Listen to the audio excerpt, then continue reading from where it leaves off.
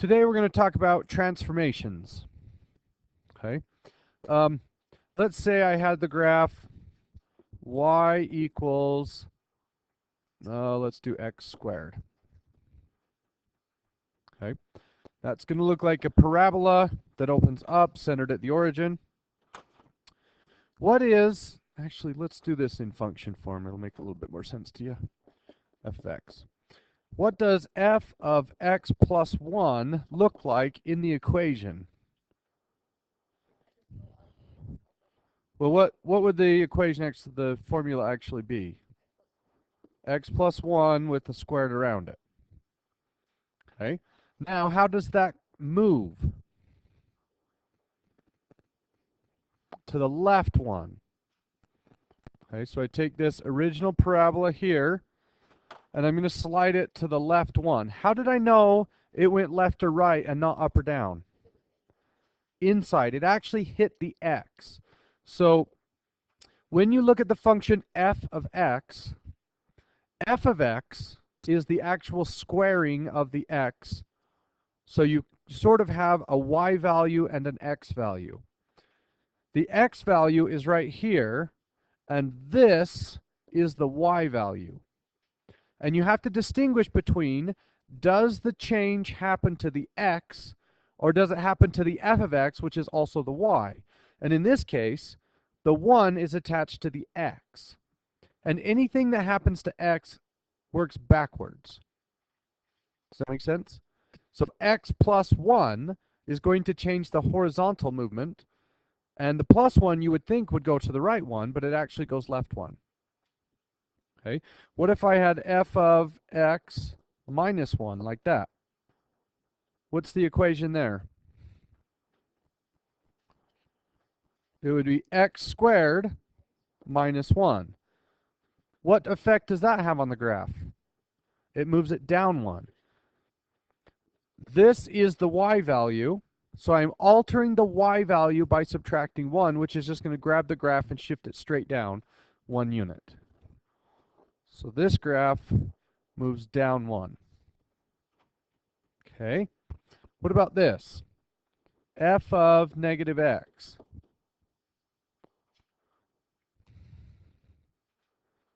That's going to be the quantity negative x squared. What do negatives do? It flips it. Now, is this flipping the x's or is it flipping the y's? It's flipping the x's, and if I take the positive x's and move them to negative x's, and negative x's and change them to positive x's, I'm going to flip across the y-axis. So I'm changing the x's, which is a reflection across the y-axis. Does everybody get that? Now, if I take the regular x squared parabola and I flip it across the y-axis, what do I get? The exact same graph, because this graph is symmetric about the y-axis. More specifically, it's even. Do you remember even and odd? Okay. What about this? Negative f of x.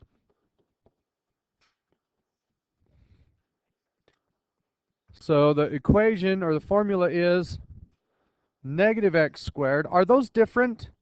Yes. And if I put a negative on the outside, what does that do to the graph? It changes, it makes the y values switch. So the positive y's become negative y's, and the negative y's become positive y's, which is a reflection across the x-axis. So that graph is going to look like this. Okay. All right. Are we going to do multiplying? Dang it. We have to. All right. What about this? 2f of x. And we're going to keep the original f of x equals x squared. What is that doing to my parabola? 2 times f of x. Well, it says take the y values and do what to them? Multiply them by 2. Now you have to be careful how you describe this. So here is my regular parabola. Okay. And it wants me to take the original graph and change the y values by making them twice as big. So watch this. Let's do for this x value, I have that y value. Where does that point move? Twice as tall. Okay, this one goes here, this one goes here, and I end up with a parabola that is, don't say skinnier, it's taller. Does everybody understand that? Because I am changing my y values, I have to describe the y movement. And the y movement is twice as tall. Okay? Now, what if I had f of 2x? What does that formula look like? Well, first let's write the equation. It would be 2x squared. Okay? What am I doing to this graph? Multiplying the x's by 2 and then squaring it. And whenever I change the x's, that's going to change the horizontal movement. Okay, well, it turns out that just like every other x equation, this works backwards. When you add 1, you go left 1. When you subtract 3, you go right 3. So when you multiply x by 2, you don't make the x's twice as big. You make them twice as small. And you have to kind of think of it as a movement away from 0. So how do I make things twice as close to 0 as they used to be? Divide them by 2. So I'm going to take this x value and cut it in half. And this x value and cut it in half. This x value and cut it in half. How does that parabola differ from the original? Can we say taller? Well, which way did we move it? Did we stretch it up? No. How did we transform it? We made it skinnier. Okay? And there is actually a difference between the two.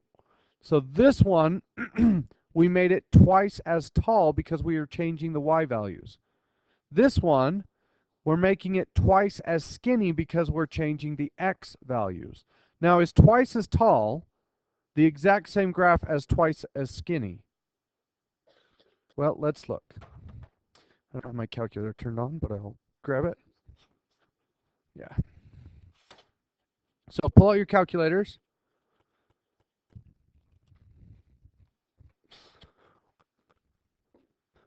There we go.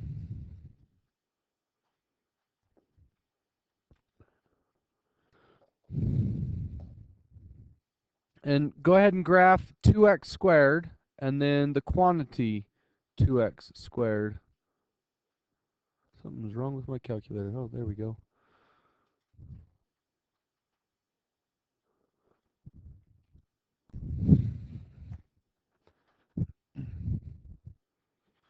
So,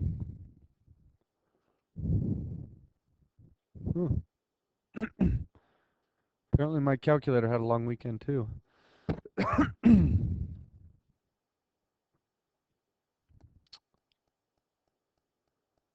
Well, maybe I won't show that to you. This is what you get. This is 2x squared. And this one is the quantity 2x squared. And they're not the same.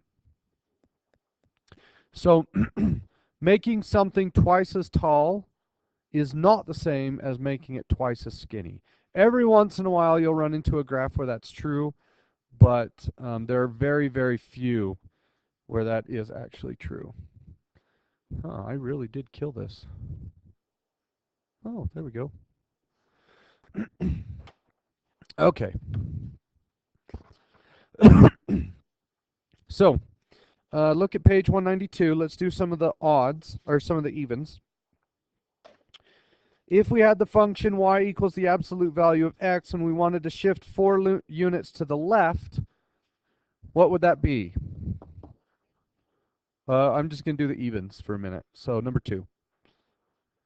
How do you shift the square root, or sorry, the absolute value of x to the left?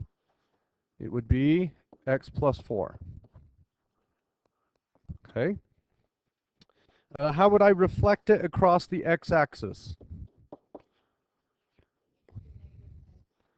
So I want to change the, if I want to flip across the x-axis, I'm changing the y values.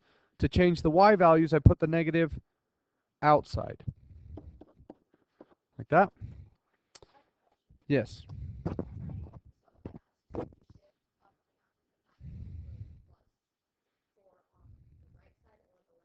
No. But we'll always put it on the right. The tricky thing is with the negative. You'd have to say -3 plus whatever your function is. So we just always put it on the right. Okay, how do we stretch it vertically by 3? Or sorry, vertically compressed. Well, to do vertically, I want to put the number on the inside changes the x's. Vertically, I'm changing the y's. So I want to put on the outside. To stretch it by 3, I would multiply by 3, but to compress it by 3, you either divide by 3 or you times by 1/3. Either way. All right, number 8, we have the graph y equals x to the third. How do I shift this right 3 units? X minus, oops, you're right. X minus 3 on the inside to the third. Okay. 10, reflect across the x-axis. Flipping across the x-axis changes the y values. So it's going to be on the outside.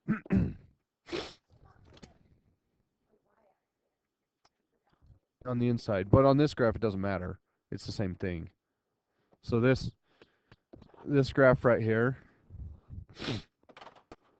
if you flip it this way, you end up with that, right? But if you flip it this way, what do you notice? You get the same thing. Because this graph is odd.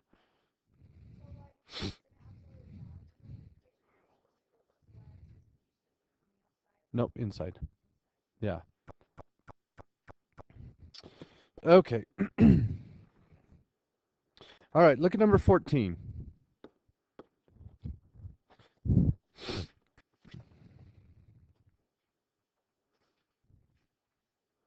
So number 14 wants you to graph 2 different functions. And if you guys want, over here in this box, I think I still have some.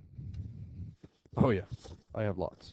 I have these sticky graphs that you can stick to your homework, and then it really helps out. So if you ever want one of those, just come up and grab them. There are plenty. So here I have a function, this red graph, and letter A says graph y equals f of x plus 2. Hey, what's up? Oh, I have lots of those in here.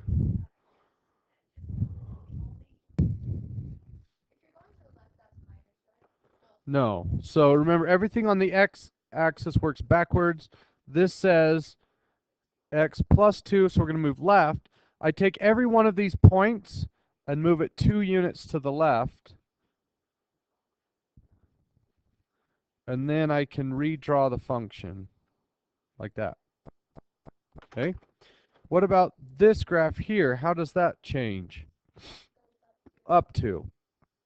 So I'm going to move all of these points up 2. And then redraw like that. Okay? So 16 is the same. Look at 18.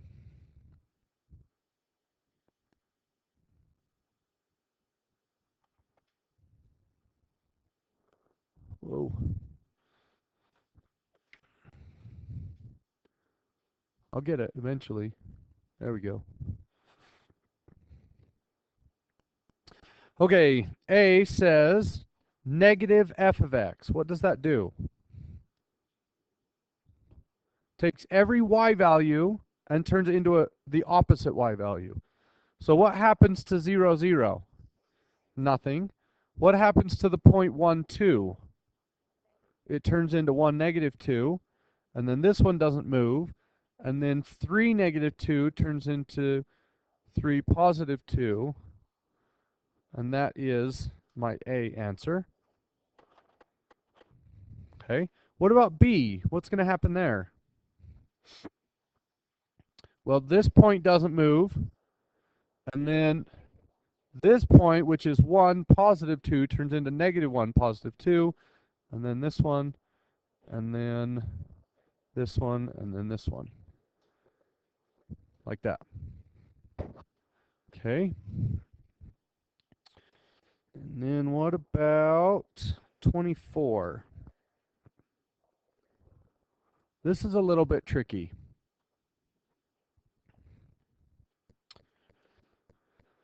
Negative 2 f of x plus 1. So let's take this point right here, which is negative 3 comma 3. Okay. What does this graph say that it does? Multiply by 2. Multiply what by 2? The x or the y? Is that 2 on the inside or the outside? It's on the outside. So it's going to make it twice as tall. And then what? Flip it across the x-axis, make it upside down, and then add 1. Does the order matter? Yes. If I go up 1 and then flip it upside down, that's not the same as flipping it upside down and then going up 1. So you have to start with the x and work your way out. So we're going to do that first, and then that, and then that. So I make it twice as tall up to there, flip it upside down, which puts me down here at negative 6, and then up 1. Okay. Now I find another point, this one right here, twice as tall, which moves it. Right now it's at negative 1 on the y. So now it's going to go down to negative 2 on the y. Twice as tall means 2 times further away from 0. Then I flip it upside down, which lands it here. And then I go up 1, which lands it there. Okay? And this point is going to land right there for the same reason. And then this one gets made twice as tall, flip it upside down, and up 1. So my graph looks like this. All right? Okay. You should be able to do that. Good luck.